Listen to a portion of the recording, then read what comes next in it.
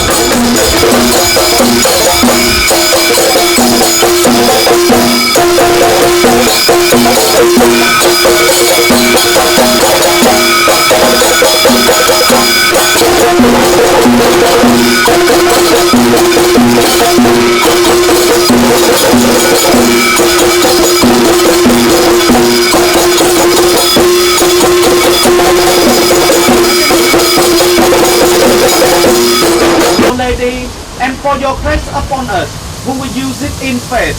In the name of the Father, and of the Son, and of the Holy Spirit. Amen.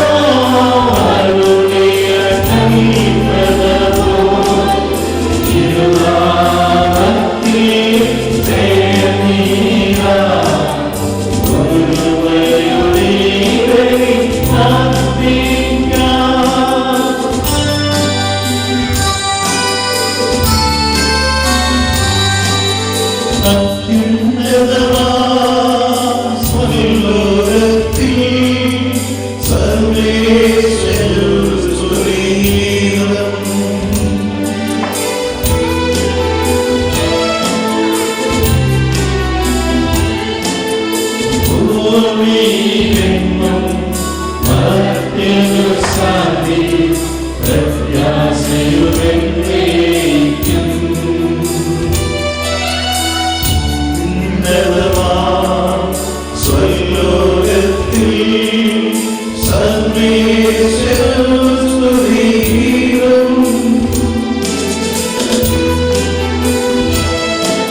സമാധാനം നിങ്ങളോടുകൂടെ. വിശുദ്ധ യോഹന്നാൻ അറിയിച്ച നമ്മുടെ കർത്താവ് ഈശോ മിശിഹായുടെ പരിശുദ്ധ സുവിശേഷം. മൂന്നാം ദിവസം ഗലീലിയായിലെ കാനായിൽ ഒരു വിവാഹ വിരുന്ന് നടന്നു. യേശുവിൻ്റെ അമ്മ അവിടെ ഉണ്ടായിരുന്നു. യേശുവും ശിഷ്യന്മാരും വിരുന്നിനെ ക്ഷണിക്കപ്പെട്ടിരുന്നു. യേശു തൻ്റെ മഹത്വം വെളിപ്പെടുത്തുന്നതിന് പ്രവർത്തിച്ച അടയാളങ്ങളുടെ ആരംഭമാണ് ഗലീലിയായിലെ കാനായിൽ ചെയ്ത ഈ അത്ഭുതം. അവൻ്റെ ശിഷ്യന്മാർ അവനിൽ വിശ്വസിച്ചു.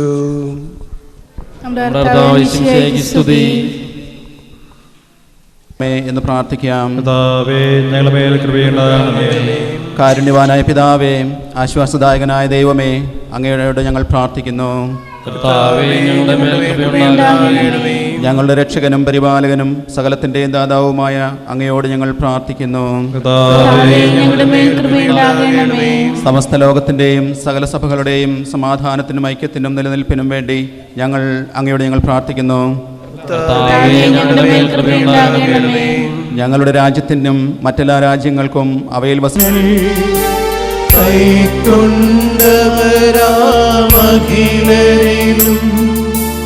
ദൈവം വരനിര ചൊരിയട്ടെ.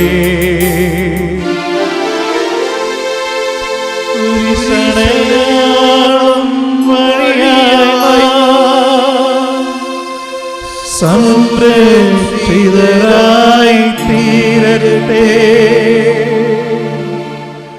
മുദ്രിതരായി ഭവിക്കട്ടെ, ഇപ്പോഴും എപ്പോഴും എന്നേക്കും.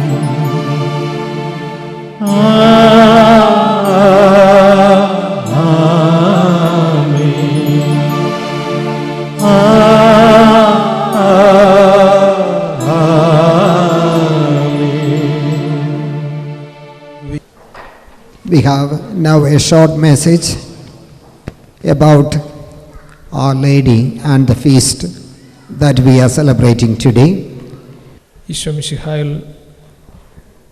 ഏറെ സ്നേഹിക്കപ്പെടുന്ന പ്രിയ സഹോദരീ സഹോദരങ്ങളെ,